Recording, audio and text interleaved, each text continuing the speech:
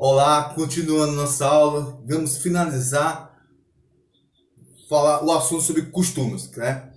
Na última aula, no último vídeo, falamos sobre o costume parca lege, correto? Agora vamos falar sobre o costume contra leges, ou seja, contra a lei, vai no sentido contrário à lei.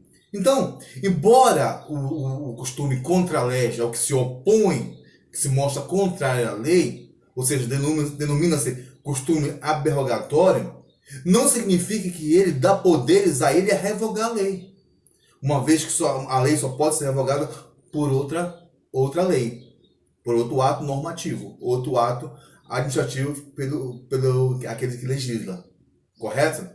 Só que o costume contra a lei, ele tem o poder de fazer com que essa lei entre em desuso, não seja mais usada, correto? Quer ver um exemplo bem interessante sobre essa questão? É a função do cheque, correto? Qual é a função natural do cheque? É ser um meio de pagamento à vista, correto? Só que é costume na sociedade, é costume que nós façamos isso, entendeu? As pessoas usam reiteradamente o cheque como uma garantia de dívida.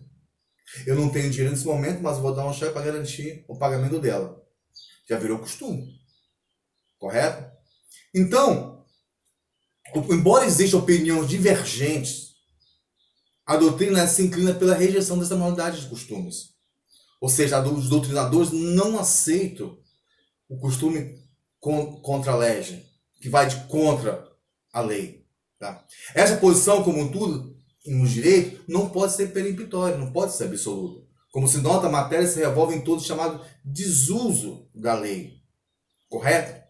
Só que o próprio artigo 5º da lei de introdução das normas do direito brasileiro fala uma válvula de escape para o juiz aplicar o costume contrário à disposição da lei. Vamos ler esse artigo? O que diz? Diz o seguinte: na aplicação da lei, o juiz atenderá aos fins sociais a que ela se dirige e às exigências do bem comum. Ou seja, para que ele possa usar o costume contra a lei, ou seja, contra a lei, ele usa essa norma no artigo 5º da lei de introdução ao direito brasileiro, que diz que ele vai se ater a sua decisão aos fins sociais, certo? Ao bem comum da sociedade, correto? Sob qualquer premissa, é importante saber que a aceitação do costume contra ele é de fato uma questão séria de política. Isso não podemos deixar de entender ou de aceitar, pois coloca um conflito entre o poder normativo do Estado com o poder jurisdicional, poder dos juízes, magistrados, dos desembargadores, dos nossos ministros do STF, correto? Esse conflito deve ser admitido. Esse é caso concreto, correto? Não propriamente o conflito entre dois poderes estatais, não podemos dizer isso. Simplesmente faz um conflito entre a vontade do Estado e a vontade da nação. O que ocorre na prática é uma inércia da autoridade estatal na aplicação de determinadas leis. O mesmo autor citado, Hugo de Brito Machado, fala: lembra que é notório o beneplácito, conivência e condescendência das autoridades policiais na repreensão, por exemplo, ao chamado jogo do bicho, tipificado em nossa legislação como contravenção penal. Nesse sentido, punir os corretores do jogo do bicho quando não se pune a autoridade e os banqueiros contraventores. Não atende à vontade uníssona da sociedade. Eles vão contra os bicheiros, aplicam a lei aos bicheiros, mas não aplicam a lei aos banqueiros.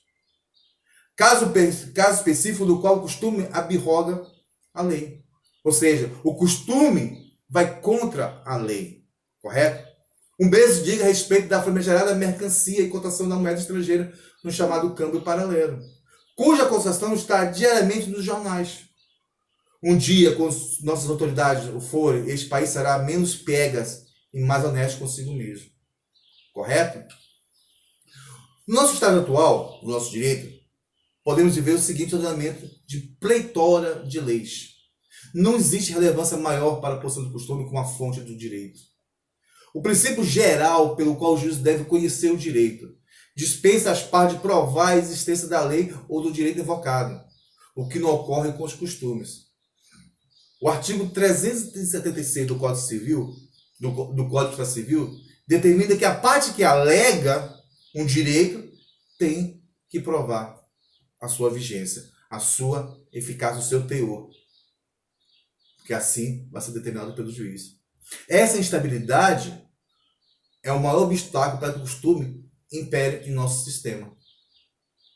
Entenderam? Repetindo mais uma vez para vocês entenderem bem precisamente. O nosso Código de Processo Civil, no artigo 376, diz o seguinte: aquele que alega tem que provar o teor e a vigência das suas alegações. Correto? Se esse direito for um direito costumeiro, um direito reiterado e contínuo da sociedade, ele vai ter que provar. Correto? E isso faz que seja o maior obstáculo para fazer que o costume possa imperar no nosso sistema.